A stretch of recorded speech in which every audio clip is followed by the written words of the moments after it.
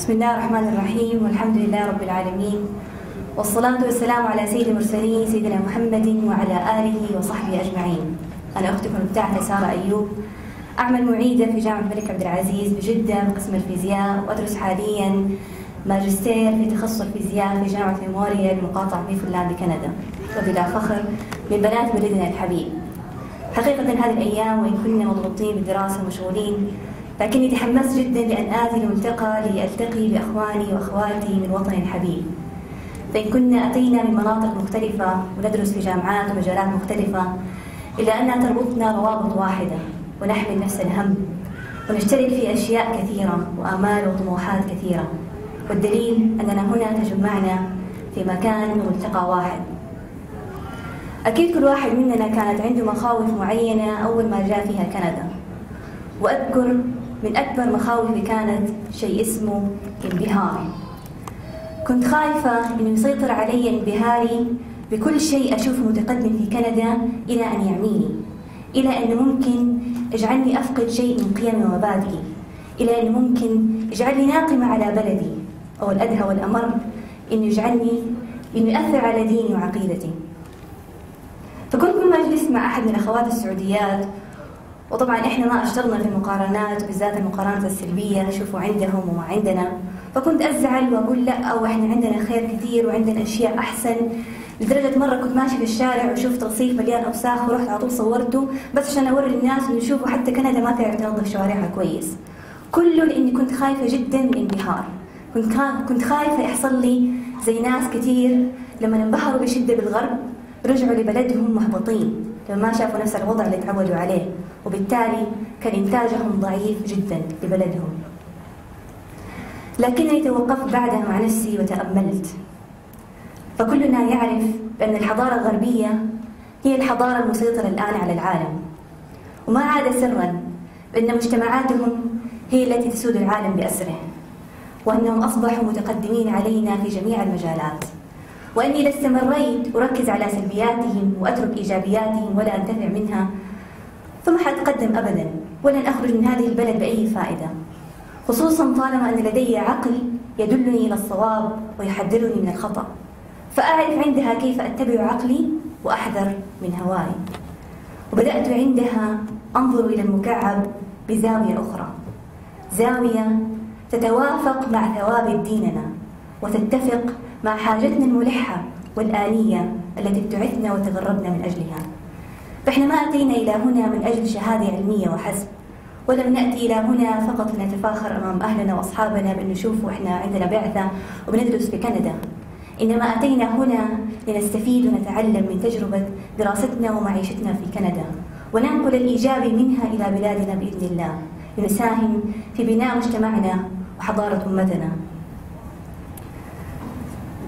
إذن لابد لنا أن نبحث ونستفيد من أسرار تقدمهم، لازم ندرسهم من الداخل بعمق.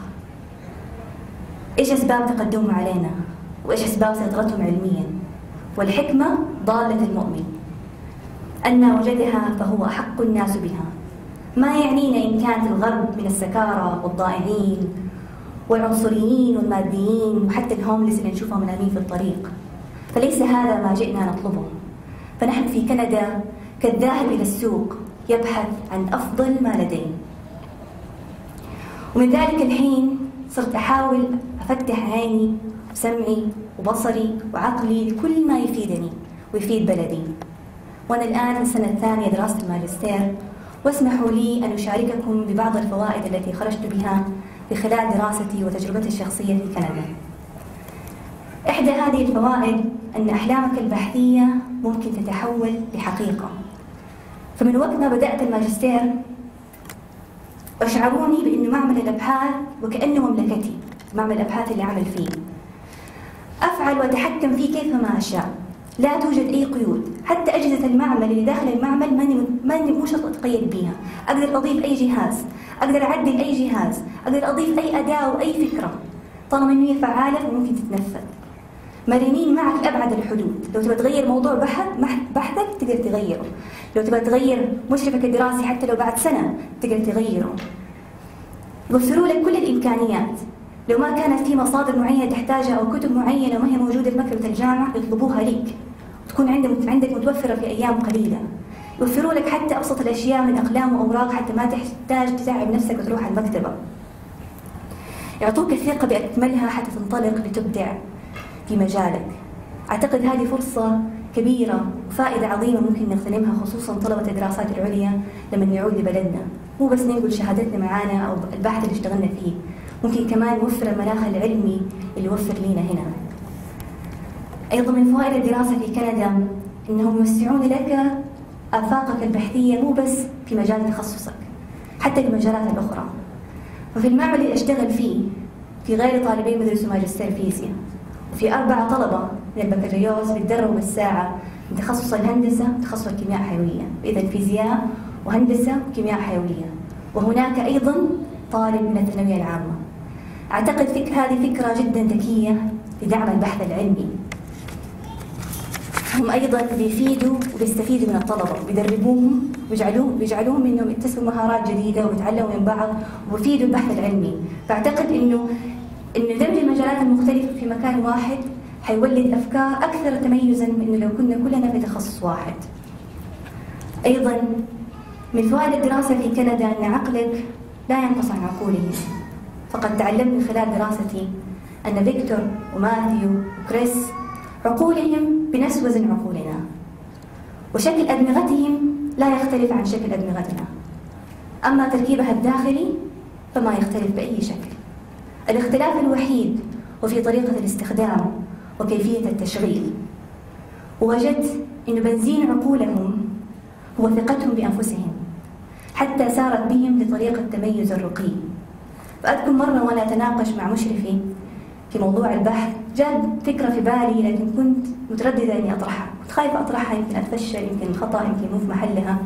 فجلست وقت مع نفسي أتردد أقولها ولا ما أقولها، وإذا بي أفاجأ بأحد الطلبة طرحها بكل طلاقة.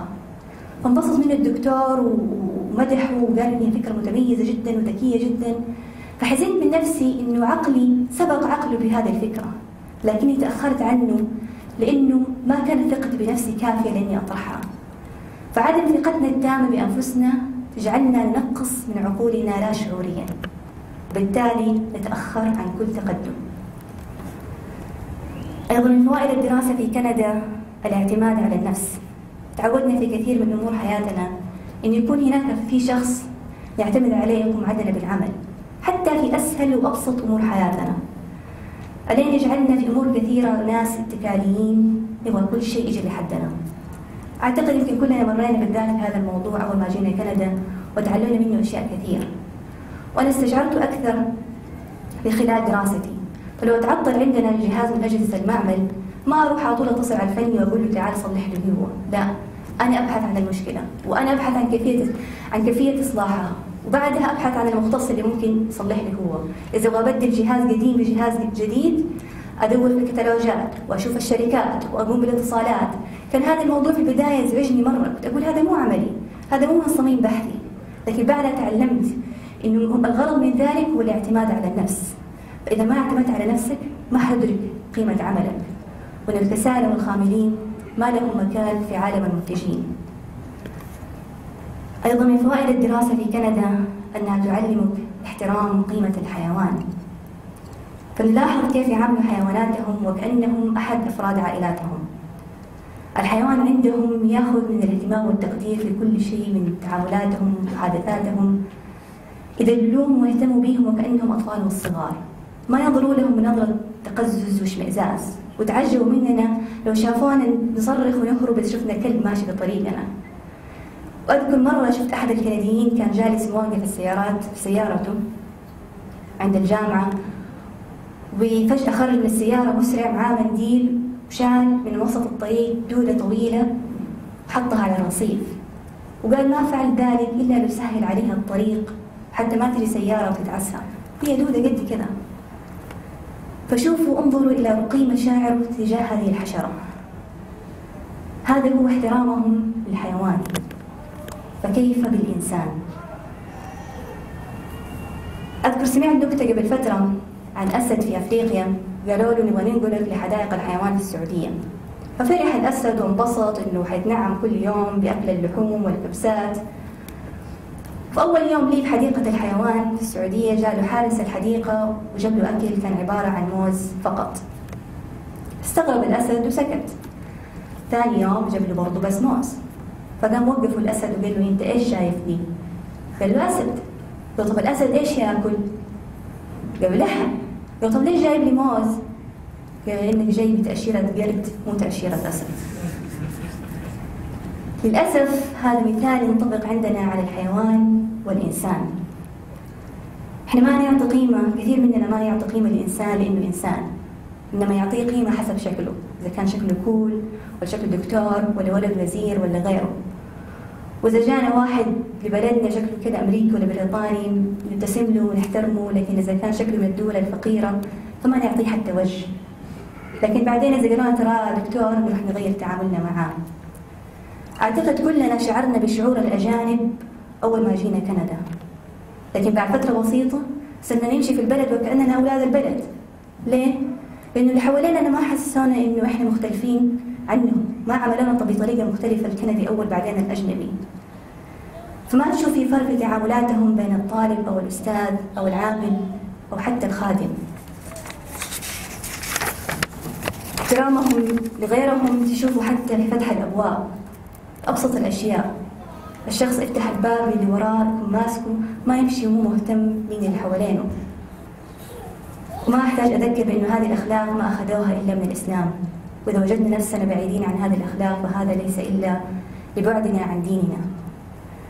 أيضا من فوائد الدراسة في كندا أنها تعلمك معنى الحرية الحقيقية، فتلاحظ الناس من حولك يقولوا ويفعلوا ما يشاءوا، لكنه في نفس الوقت مؤدبين جدا. حريتهم هذه في الرأي جعلتهم يبدعوا في جميع المجالات، وما انتشر عندهم الإبداع إلا لأنهم ما حطوا أي قيود أو حواجز تغلق فكرهم. وهذا هو معنى الحرية الحقيقية، كما عرفه الدكتور طارق سودان بأن الحرية هي قول وفعل ما لم يضر وبأدب. فأينما وجد الدكتاتور في البيت أو العمل أو أي مكان فحيلغي شخصية اللي حوالينه، ما حيعطوا ولا حيبدعوا. فإذا انعدمت الحرية انعدم العطاء وانعدم الإبداع. وأكبر شعار لنا في الحرية في ديننا قول لا إله إلا الله، فالإنسان حر في كل شيء ما لم يقيده الله سبحانه وتعالى.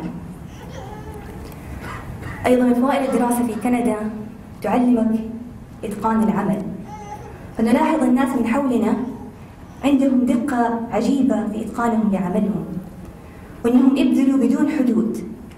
ألين خليك تساءل إيش الدافع وراء كل هذا الجهد. حب الوطن عندهم مو بالتغني والأشعار، حب الوطن عندهم بإبرازهم لإتقانهم عملهم. حتى بعضهم ما يناموا في الليل إلا ساعات قليلة.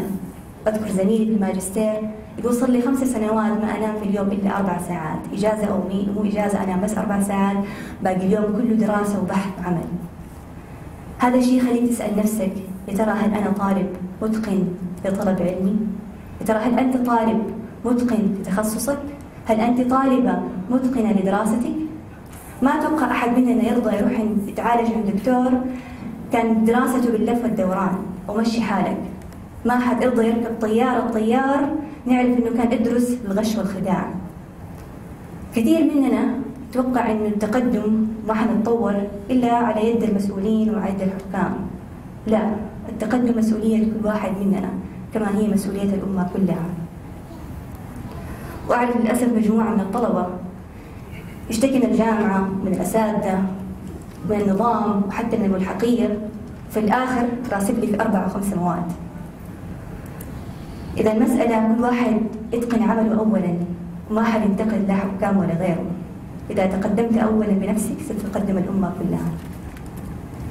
أخيرا أذكر أخواني وأخواتي بأنهم يغتنموا فوائد الدراسة في كندا، وأن نبتعد عن الانغلاق الفكري والسلوكي، ولتستفد من تجربتك وتفتش عن مواطن القوة التي أهلتهم للسيادة. عد بما استطعت منها مركزا على المعرفة والعلم والقوة، فهي مصادر قوتك وقوة مجتمعك في المستقبل. والأيام ستمر سريعة جدا جدا، فلتسأل نفسك دائما بماذا أنت عائد. جزاكم الله خير.